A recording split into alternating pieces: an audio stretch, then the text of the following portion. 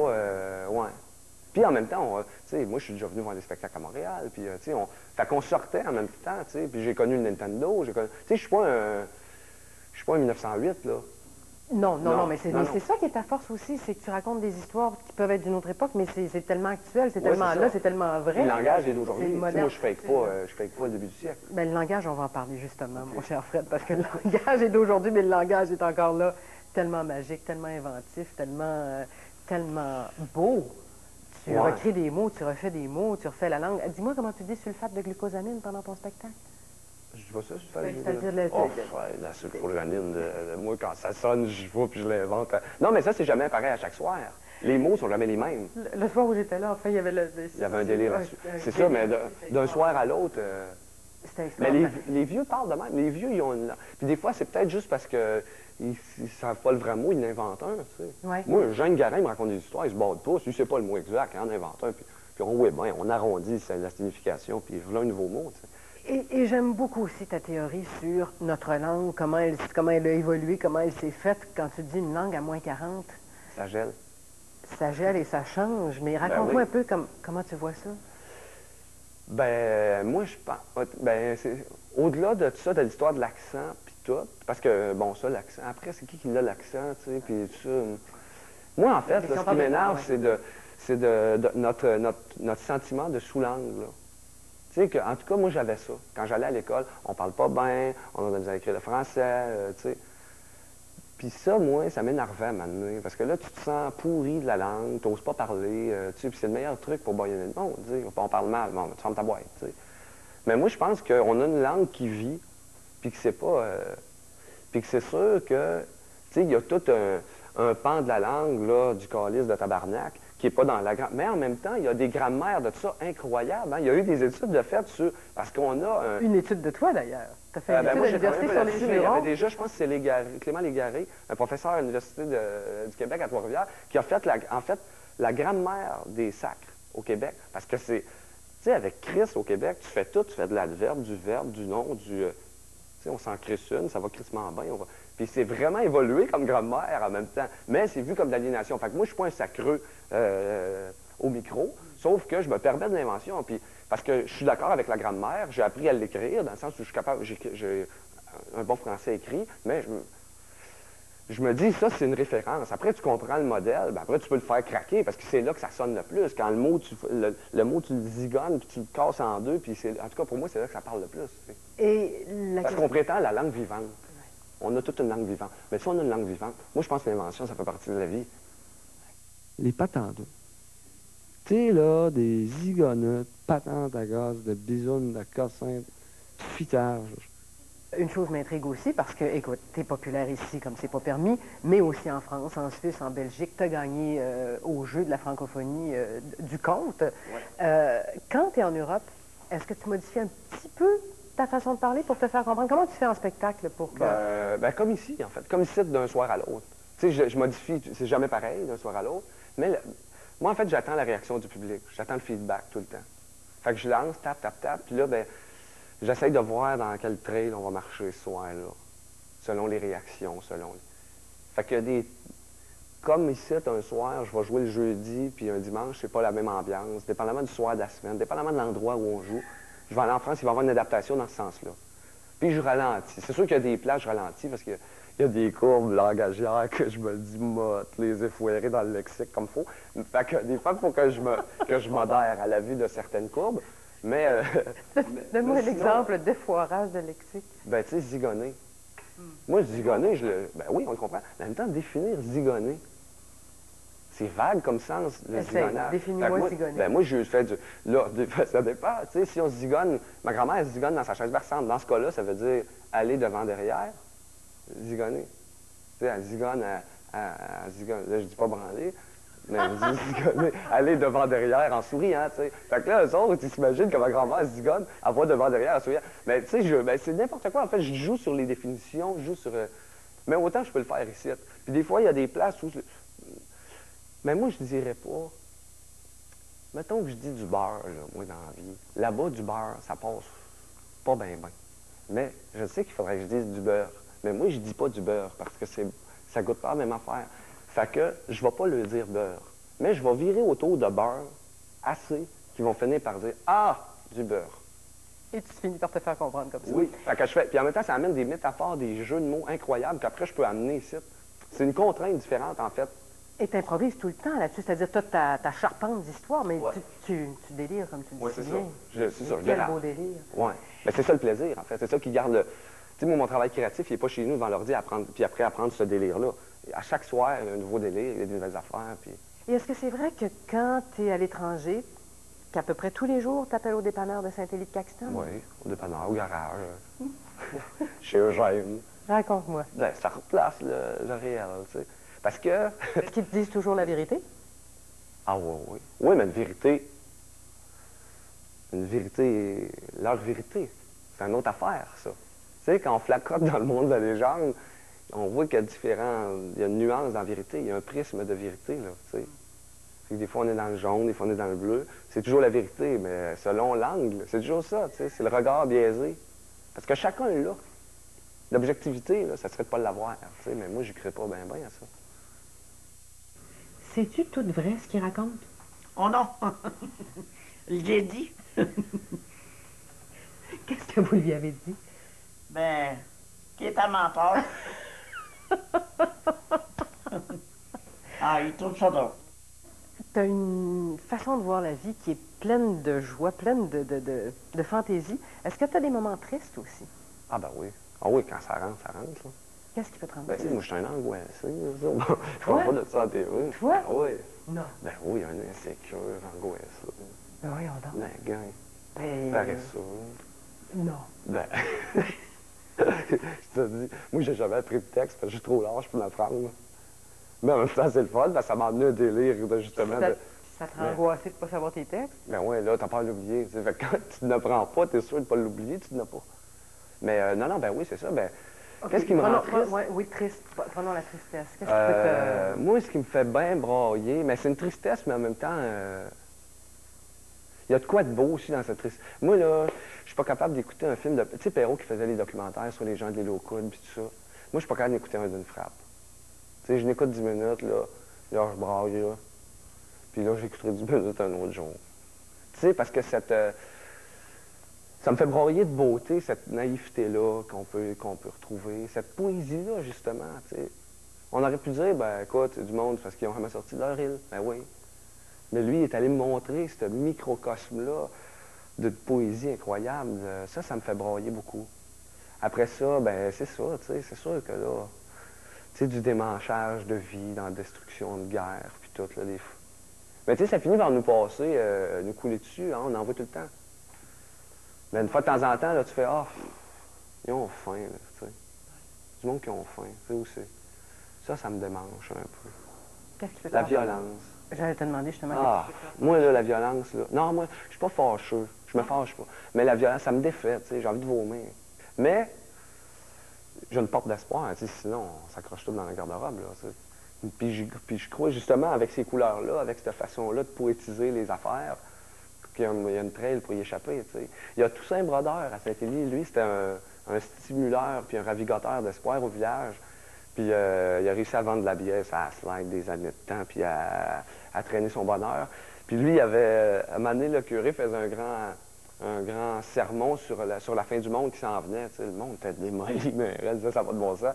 Puis Brodeur, il a été intervenu en disant, « Monsieur le curé, vous nous dites qu'on est 15 ans en retard ici, au village. » Fait qu'on va s'enclairer. S'il y a de quoi, ça va être juste dans 15 ans, la fin du monde. T'sais. Fait qu'arrêtez de nous en... Fait que de 15 ans en retard, ben, ça a fait qu'on a échappé à la fin du monde à cette église. Fait qu'il y a moyen, juste à détourner du sens des affaires, des fois, de s'offrir une porte sur des couleurs. À Saint-Élie-de-Caxton, on sait que la vraie force, c'est pas celle qui éteint les feux. La vraie force, c'est celle qui sait tourner les vents.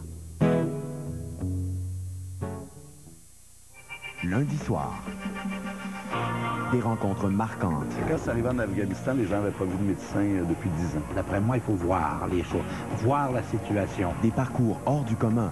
3 livres, là, à l'âge que tu es rendu, c'est quand même un petit peu exceptionnel. Des personnalités attachantes. Je vous ai fait des beaux biscuits après-midi pour vous avec du sucre à la crème. Revoyez quelques-unes des meilleures entrevues de La Part des choses, lundi 19h30 sur RDI.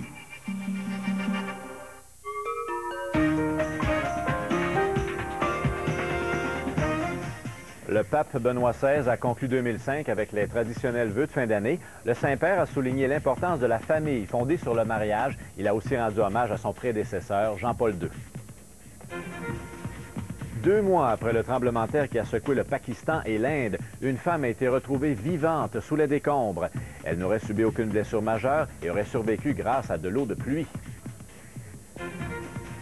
Des inondations ont forcé l'évacuation de centaines de personnes dans le nord de la Californie. De fortes pluies ont frappé les régions viticoles de Napa et de Sonoma. Les autorités ne rapportent heureusement aucune victime. Une collision entre 2 véhicules a fait un mort et 2 blessés graves près de Saint-Gilles, dans l'Aude-Binière. La route 269 Sud est fermée entre l'intersection de la route 218 et le rang Sainte-Anne.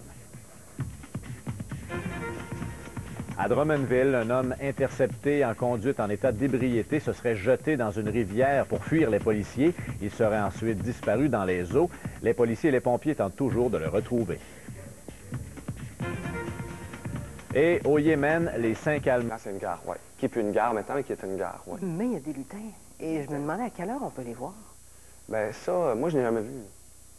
Ça, je sais pas, il n'y a pas d'heure, ça avertit pas, là, tu sais. Puis en même temps, il y a une pancarte. On n'a jamais là. vu. Non. Mais ils sont là. Ben, on pense. En fait, on le sait même pas. T'sais. On a mis une pancarte pour que les chars ralentissent. Au cas où, tu sais, parce que c'est ça. Moi, j'en mettais une, je me faisais piquer. Parce qu'on en mettait, puis on se faisait piquer. Je la vissais là. Je trouvais les douilles de rochette à terre. Fait que là, ben, moi, j'ai écrit une lettre à la municipalité pour qu'on soit pas, je sois pas tout seul à intervenir.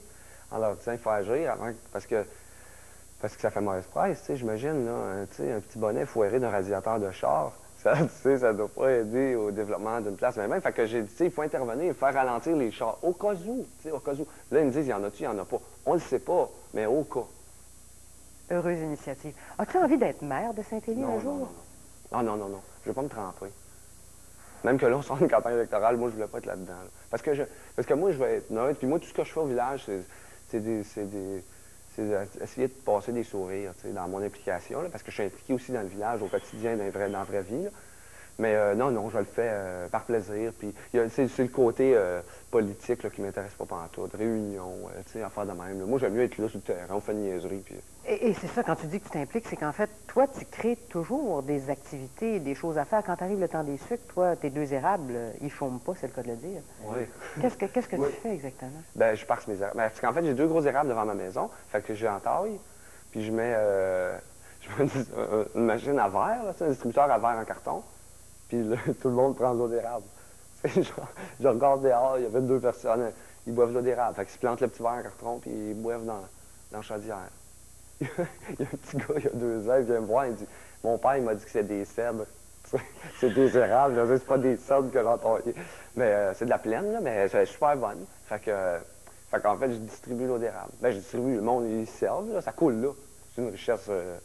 c'est une ressource, c'est quoi, public? C'est du domaine public, ça, l'eau d'érable. Fait que, servez-vous. Moi, je fournis chalumeau, puis... Il n'y a pas juste dans le temps des sucres que Fred Pellerin trouve le tour d'animer le village et d'aller vers les gens. Les Noëls de Saint-Élie ne sont plus les mêmes depuis que Fred et son frère Nicolas ont décidé de s'en mêler. Moi et mon frère, on trouvait qu'il se passait. Puis on était en manque des veillées. Parce qu'après que ma grand-mère est morte, il y a eu bien des années où il n'y avait plus de réveillon. Là, moi, j'ai repris ça un peu, là, dans le sens où là, je reçois la famille, puis on était en train de se redonner du swing du réveillon. Mais il n'y avait pas ça. Fait que le 24 décembre, moi et mon frère, on allait à la messe. Parce que tout le monde va à la messe de minuit. Puis on checkait. Tu sais, mettons, toute la gang des Sansons est là. Ça va veiller sur Tyrone. Puis là, on spottait l'étal. Puis là, après, on partait en char. On faisait le tour des réveillons du village. Violon, guitare. On faisait 3 tonnes. Ding, ding, ding, on partait. À chaque place? Oui, à chaque place. Fait que ça, puis là, puis après ça, on a ajouté un... Parce que c'est ça, tout le monde était à la messe de minuit. À chaque année, ça, c'est un classique. Même si tu ne vas pas à la messe une fois dans l'année, à minuit, à Noël, tu vas là, parce que c'est à la messe de minuit, puis l'église est pleine, puis... Fait que là... Puis ce moment-là, il est beau de voir, au-delà de toute la question de religiosité, puis tout, là, parce que je ne sais pas encore trop ma position là-dessus, mais dans le rassemblement, il y a quelque chose de fort, là. Fait que Moi, je me disais, il faudrait étirer ça. Tu sais, parce que là, ça dure 1 heure. Qu'est-ce qu'on peut faire pour l'étirer? Fait que là, on sert à boire après la messe de minuit. On sert du chocolat chaud. Fait que quand, là, tout le monde rentre dans l'église, nous autres, on n'est pas là, on est cachés.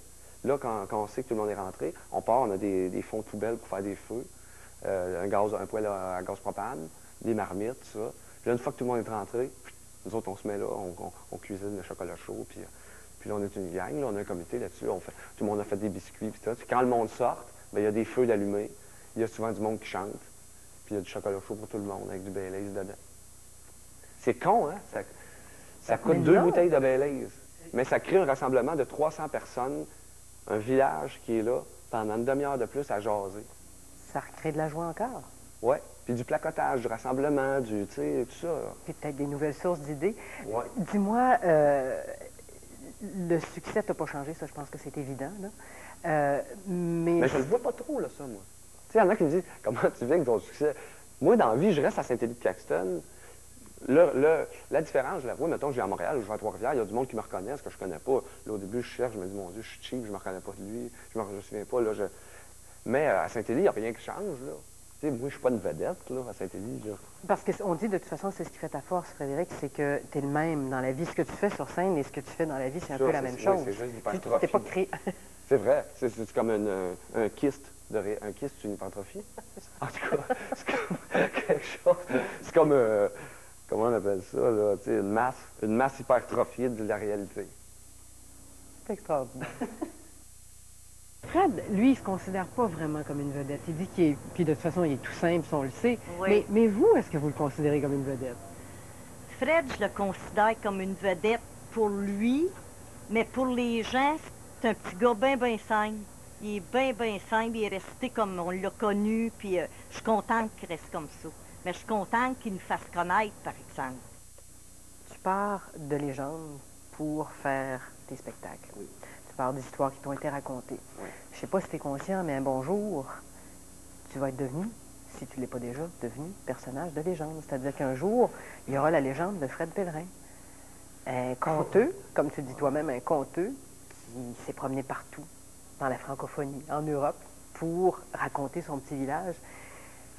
Si je te demandais de me partir un conte sur Fred Pellerin, que quelqu'un raconterait dans 100 ans, dans 150 ans.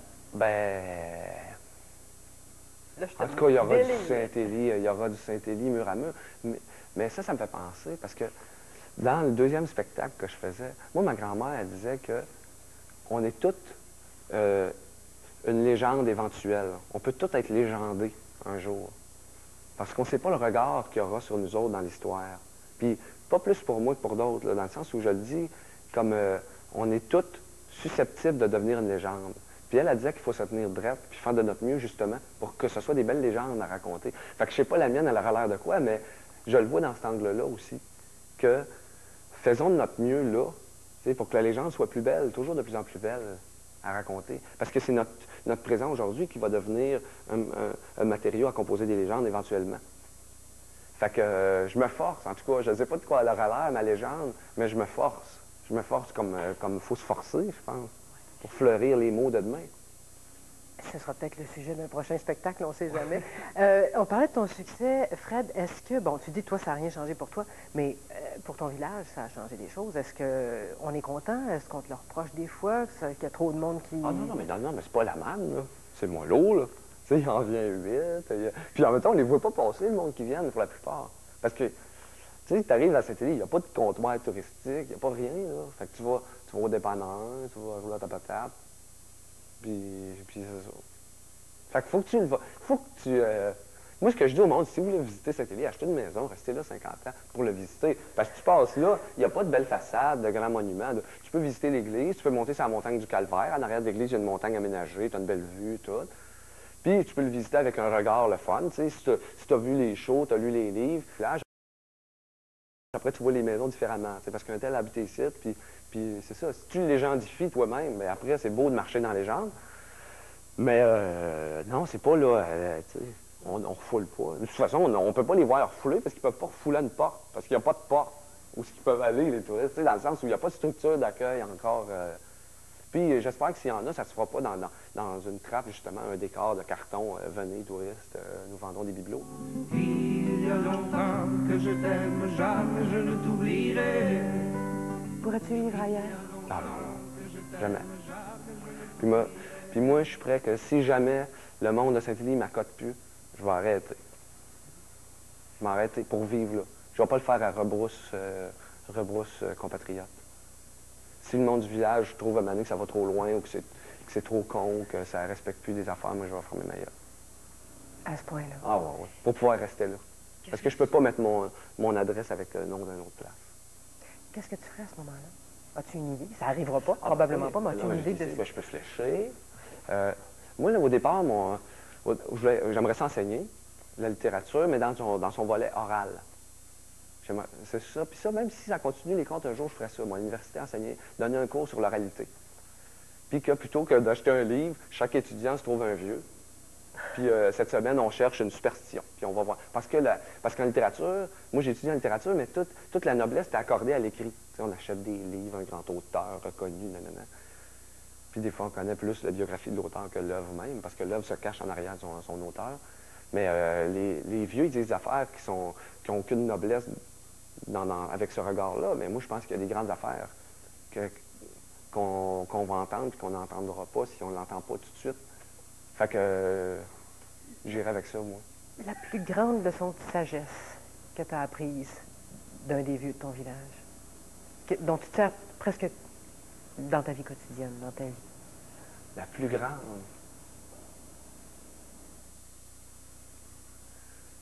Je pense que c'est la recette de soupe au riz à Juliette, la femme de Gênes.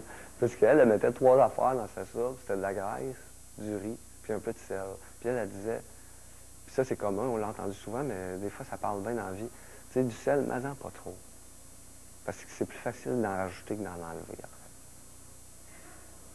Belle leçon de sagesse. Ouais. C'est pas pire, certain. Fred, je voulais te demander aussi, dans tes spectacles, tu nous fais rire. On rit beaucoup, beaucoup, beaucoup. Je vous préviens, mesdames et messieurs, c'est très drôle. Mais en même temps, tu nous fais réfléchir aussi, puis ça, je pense que c'est important. Tu as des messages à donner aux gens, et ça passe aussi. Et si je te demandais un message auquel tu tiens particulièrement, ça serait...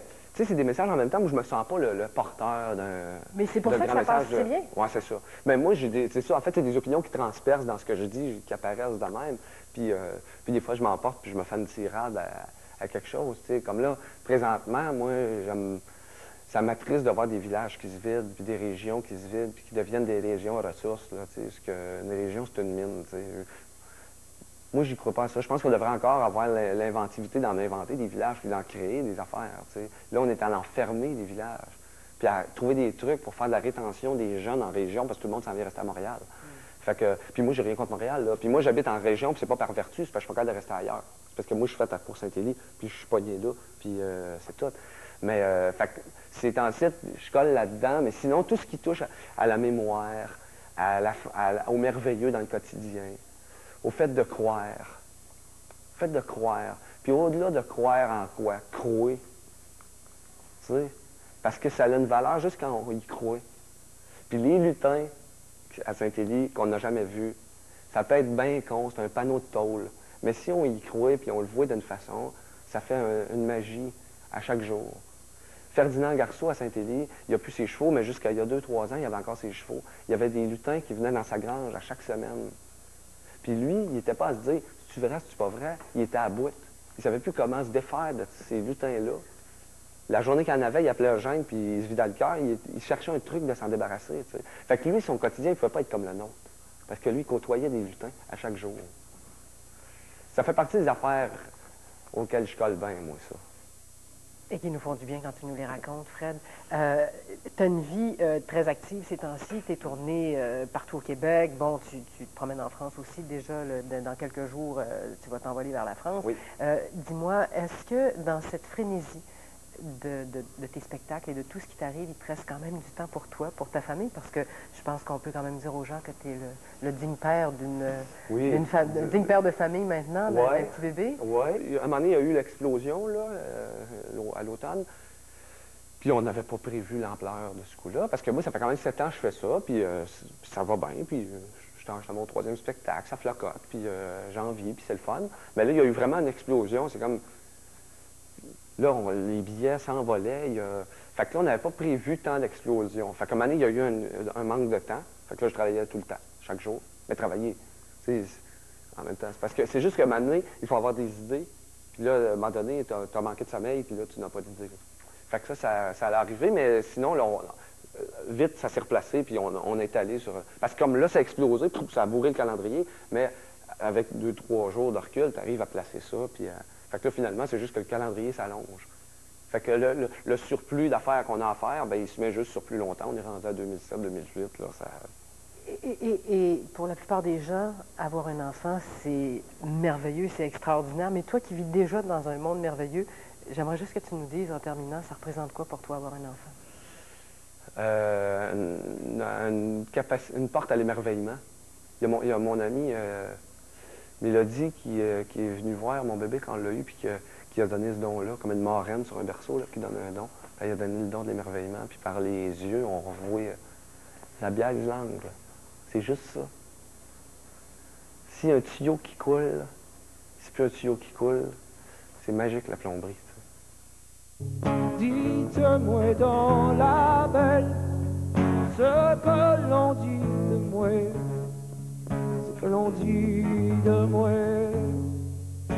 Fred, c'est un phénomène pour notre paroisse.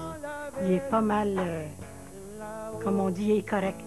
Tu sais, là, les gens l'aiment tous, ils l'adorent. Puis il est très sympathique. Puis c'est un petit homme de cœur.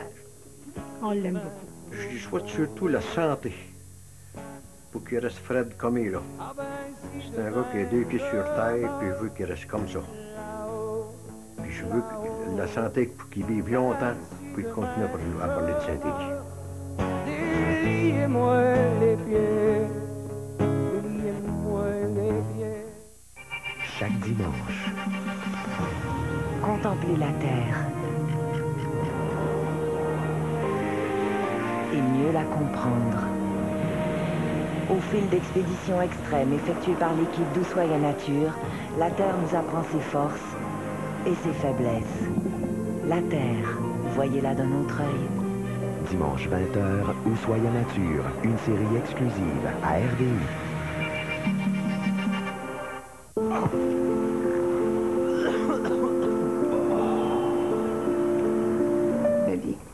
Ben, c'est sûr que pendant que j'étais enceinte, là, je peux pas dire que je pensais beaucoup à Marie-Lie, sauf que maintenant, là, dès son lever jusqu'au coucher, je la garderai toujours avec moi. Je lui donne son bain, tous les petits soins, là, je voudrais pas que personne les donne. C'est vraiment moi qui veux lui donner son biberon, préparer son lait, parce que je me dis, vu que je m'en suis pas occupée quand elle était dans mon ventre, ben là, je veux vraiment tout lui donner ce que j'ai. Puis c'est un enfant vraiment fait pour nous. Elle a fait 3 nuits depuis 2 semaines. Puis elle est très calme. J'avais des bébés qui pleuraient beaucoup, des bébés qui se réveillaient souvent, tandis qu'elle, c'est le bébé idéal. Vraiment un bon bébé pour la situation qu'on vit, là. Mais je donnais Marie-Lie, puis je la trouve cute. Oui. Quand on est arrivé de l'hôpital, là, les deux étaient après, puis ils s'assinaient pour savoir qui c'est qu'elle allait la prendre, qui c'est qu'elle allait la faire boire, puis elle est bien belle, puis ouf, la première journée a été tough, mais... Oui.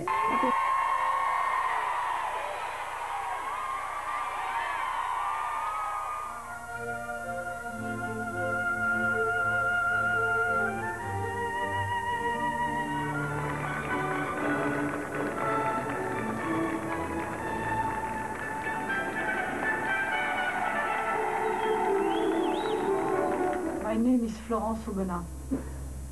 I'm French.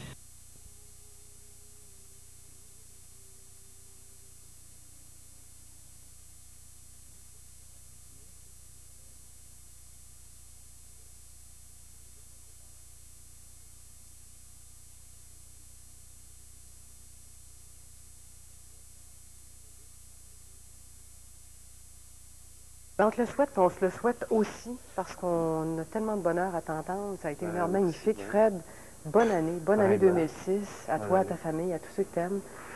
Plaisir.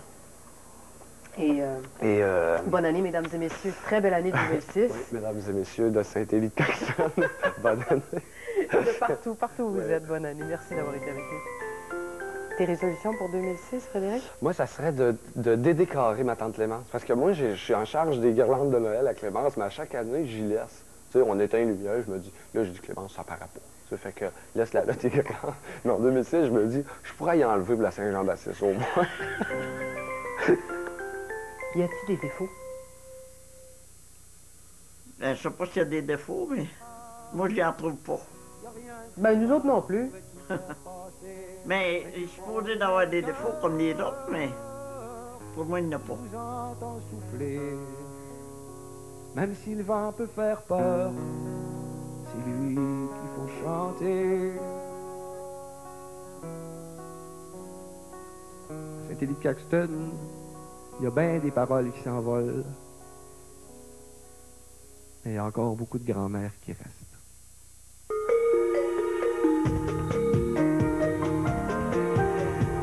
RDI, le réseau de l'information de radio.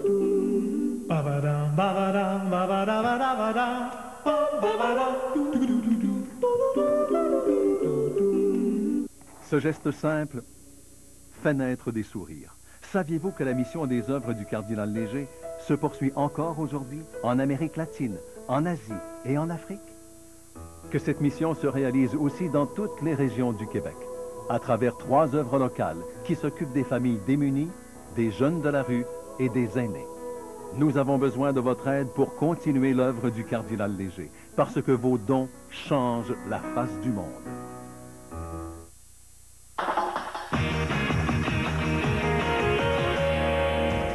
Au championnat mondial de hockey junior à Vancouver, confrontation Canada-États-Unis et dès le début...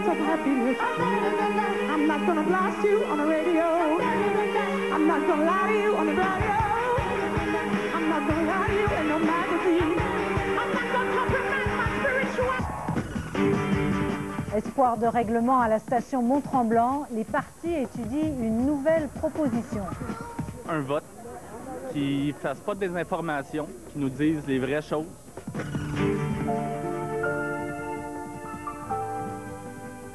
Et un hommage à ceux qui nous ont quittés en 2005.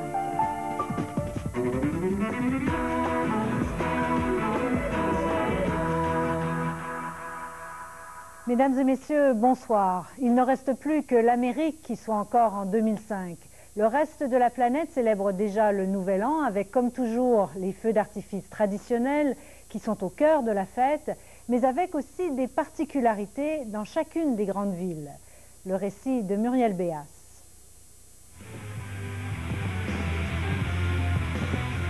Un nouvel an très rock et très enflammé dans le port de Sydney. Les Australiens qui sont parmi les premiers à accueillir la nouvelle année ont donné le tempo pour 2006.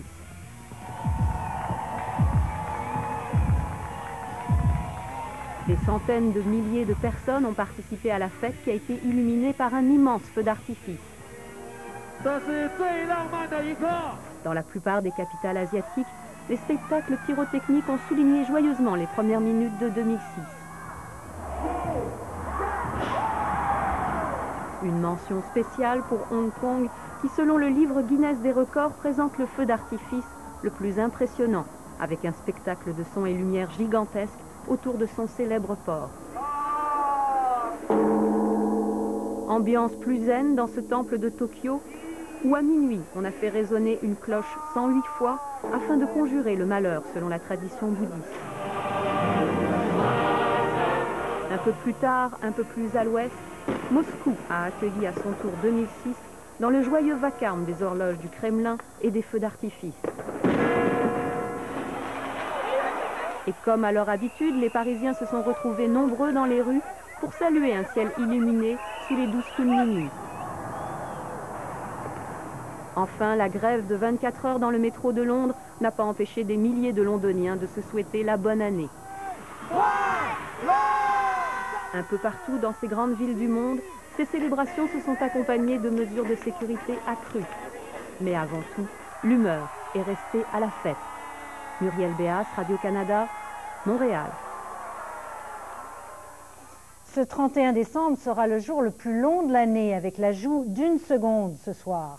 La rotation de la Terre a tendance à ralentir, mais pas nos horloges. Alors pour conserver des journées régulières de 24 heures, il faut parfois leur ajouter 1 seconde. Techniquement, elle a été ajoutée à minuit, temps universel, donc à 19h, heure normale de l'Est. Si vous ne l'avez pas fait, faites-le à minuit, question de prolonger un peu votre réveillon. De nouveaux développements dans le conflit travail à la station Mont-Tremblant. Un conciliateur du ministère du Travail a soumis une proposition de règlement aux dirigeants d'Intra-Ouest et à la CSN. Les 1500 syndiqués ont levé les piquets de grève ce matin le temps d'étudier cette offre. David Gentile, les employés devraient donc se prononcer sous peu sur cette recommandation, c'est ça? Céline, selon le syndicat, les syndiqués devraient se prononcer lundi ou mardi au sujet de cette recommandation. Il faut dire que le ton se durcissait depuis quelques jours entre la partie patronale et la partie syndicale. C'est donc un développement aussi inattendu que bienvenu. Il faut dire que les torts qui sont causés à l'économie régionale sont importants et qu'en plus, il y avait de plus en plus de dissensions à l'intérieur des rangs des syndiqués. Bonne année, mon grand! Ouais, mais bonne année à toi! Enfin, une bonne nouvelle pour les grévistes. Ils cessent le piquetage et rentrent à la maison. Ils ne passeront pas la première journée de 2006 à manifester. La grève n'est pas terminée, mais une recommandation du conciliateur a rapproché la CSN et Intra-Ouest. Une trêve est instaurée, aucun détail n'est divulgué, mais la CSN présentera ses recommandations à ses membres. Il faut dire que la stratégie syndicale est contestée. Ce matin, vers 10 h, une autre manifestation de syndiqués. Mais ceux-ci expriment leur colère contre la CSN, à qui ils demandent des comptes.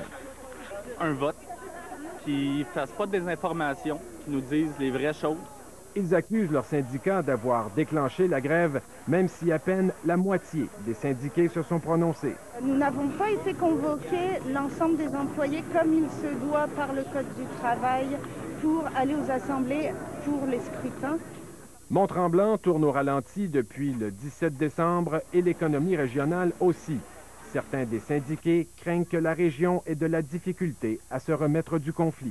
Ici, quand ça va repartir, là, savez-vous ce qui va arriver? Le monde va continuer à travailler, mais ceux qui ont perdu leur commerce, les autres sont dans la rue.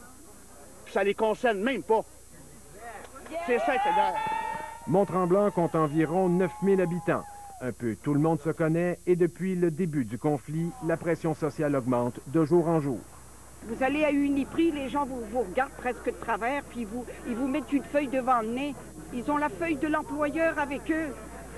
Ils vous disent de quoi vous vous plaignez, vous avez plus que moi. Ils ont raison. La CSN convoquera ses membres le 2 ou le 3 janvier et les syndiqués pourraient être appelés à voter sur ces recommandations. David Gentile, Radio-Canada, Mont-Tremblant.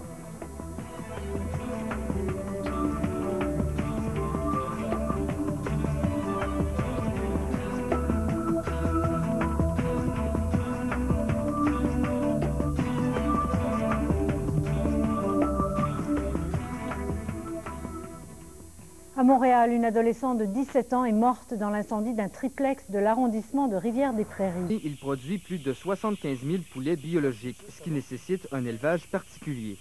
Les animaux qui sont élevés de façon biologique doivent avoir des conditions d'élevage qui leur permettent justement d'avoir un développement normal. C'est-à-dire que nous, nos élevages, l'été, doivent avoir accès à l'extérieur. Mais à partir du 1er janvier, les volailles seront confinées à l'intérieur de la ferme. Une mesure du gouvernement du Québec pour prévenir la grippe aviaire. Donc à court terme, ce n'est pas un impact économiquement qui va nous faire beaucoup de mal, mais c'est toute la philosophie du bio qui est attaquée, puis ça, c'est problématique pour tout le monde. Isabelle Miura élève des canards avec son mari. Cette nouvelle loi menace la survie de leur commerce. On n'a absolument pas la capacité actuellement de pouvoir élever nos animaux dedans, non. Non, alors cette loi impliquerait de construire des bâtiments. On n'a pas encore fait le saut, on n'a pas encore envisagé cette possibilité-là, je vous avouerai. Une situation qui touche un bon nombre de petits producteurs biologiques. C'est sûr que le virus existe, en Asie, tout ça, en Europe, mais on trouve que l'alarmisme qu'il y a actuellement ici au Canada est peut-être un petit peu exagéré. Mais selon cet important éleveur de volailles de l'île d'Orléans, cette loi est nécessaire. Il ne faut pas attendre qu'on ait une crise au Québec de grippe aviaire. On doit tout mettre en œuvre, des moyens de prévention, pour diminuer le risque de contagion. Jean-François Poudrier, Radio-Canada, Saint-Urbain. procès pour meurtre, pédophilie, agression. Encore une fois, l'année a été chargée sur le plan judiciaire au Québec. Parmi les faits marquants, il y a eu bien sûr la libération très controversée et très médiatisée de Karla Homolka, puis en fin d'année, l'affaire Mélanie Alix. Compte rendu d'Isabelle Richer.